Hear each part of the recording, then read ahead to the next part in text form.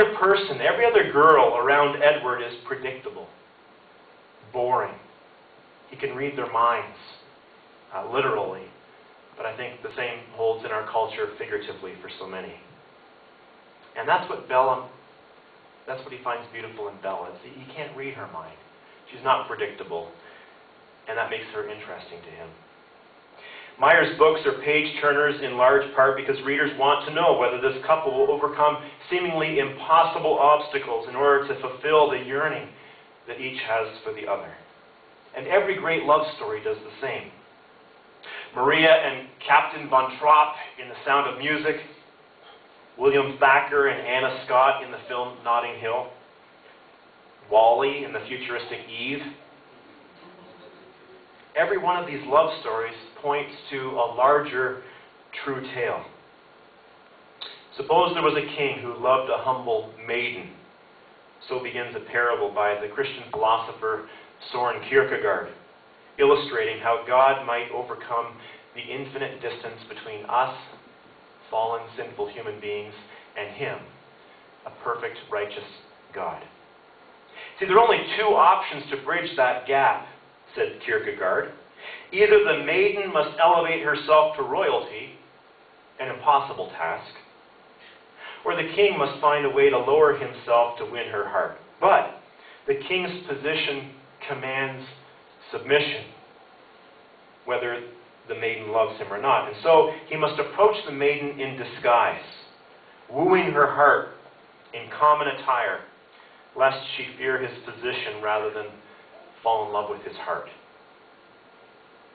By becoming a man, Jesus Christ, the King of Heaven, left his eternal throne room and approached us in a manner that showed that we could love his heart rather than fear his position. He extended his hand to ours, calling us to abandon the road that we were traveling and the death that we were living, and in the process our hearts thrill to the warmth and the desire of true love. God made us for intimacy with himself. The Old Testament scriptures actually say that he invites his people to become his bride. Jeremiah chapter 2, verse 2, God speaking. I remember the devotion of your youth, how as a bride you loved me and followed me through the desert. In the New Testament, Christ is described as the bridegroom, and the church is described as the bride in Ephesians chapter 5, verses 31 and 32. For this reason, a man will leave his father and mother and be united to his wife, and the two will become one flesh. This is a profound mystery, but I'm talking about Christ and the church. Our romantic inclinations drive us toward the lifelong beauty of marriage. They also point us to our ultimate purpose as human beings of marrying God.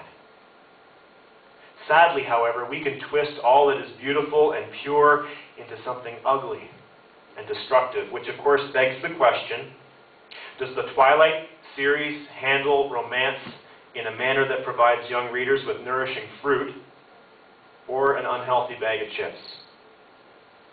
And my answer is, it does both. On the positive side, Edward and Bella resist the temptation to have sex before marriage. In an age when teens are bombarded with images of sex, author Stephanie Meyer has found a way to take sex out of the relationship until marriage and still sell a gazillion books. It's refreshing to find a couple like Bella and Edward who hold off on sexual intercourse and yet are portrayed as being very romantic. It's refreshing to stumble across a series that promotes abstinence until marriage. See, young people, it really is worth it on so many levels to wait until marriage. It really is worth it to save yourself for just one. The one. We talked about that in our Sex on Fire series in great detail.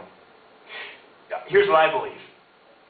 I believe that the film New Moon would be far less charged, so to speak, if Bella and Edward had consummated their relationship. See, it's the fact that they wait that makes their romance so electric. And it's the same in real life.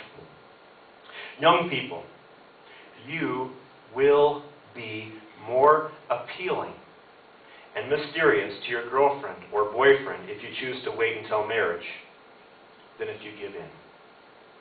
I mean, what has more appeal to a world-class mountain climber? Climbing a summit that's been climbed 100 times before?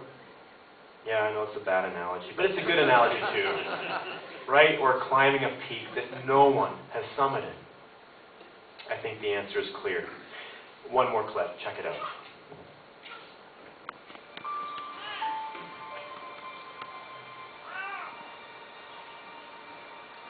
He's right.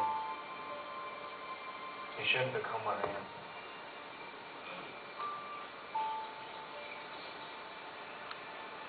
I can't do this alone. And please just wait.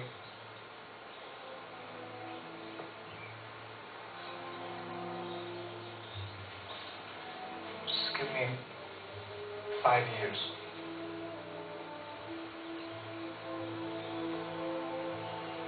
That's too long.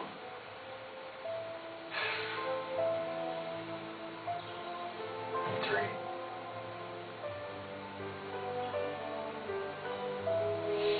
You're so stubborn. What are you waiting for?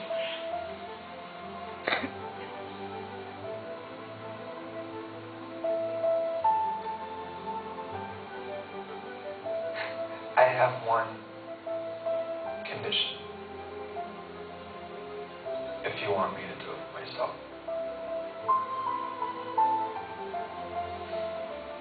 What's the condition? And then forever. That's what I'm asking.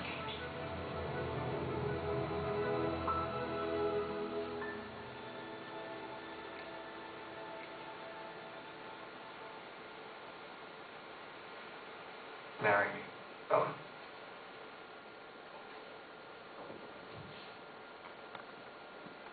I don't know about you, but I think Edward looks a little bit like one of our drummers, Grant Bowery. That might just wreck it for some of you. Okay, so those are the positives. On the negative side, the potato chip side. I believe that too many girls are immersing themselves in the Twilight series before their time. See, it requires a certain maturity level and life experience level to be able to process some of the strong emotional images and emotions that are expressed in this series. And I personally don't think that pre-adolescents are able to do that, nor should they be expected to. Another negative for me was the fact that from what I witnessed in the movie New Moon, in each passion-charged encounter with Edward, it's Edward who reveals himself self-controlled, while Bella seems all too eager to lose her soul and, by way of extension, her virginity without a single moral qualm. In his book, Bruner demonstrates that this is par for the course through the series, and I quote, "These and other scenes make it clear that Edward and Bella would have gone all the way if not for his self-control. Unfortunately, Bella shows no signs of maturity or self-restraint at all. She seems to have bought into the notion that intense feelings for a guy are reason enough to sleep with him. As much as we may want to sympathize with Bella, we can't overlook the fact that she lacks moral fiber and allows herself to become so caught up in the passion of romance that she becomes the temptress." End of quote.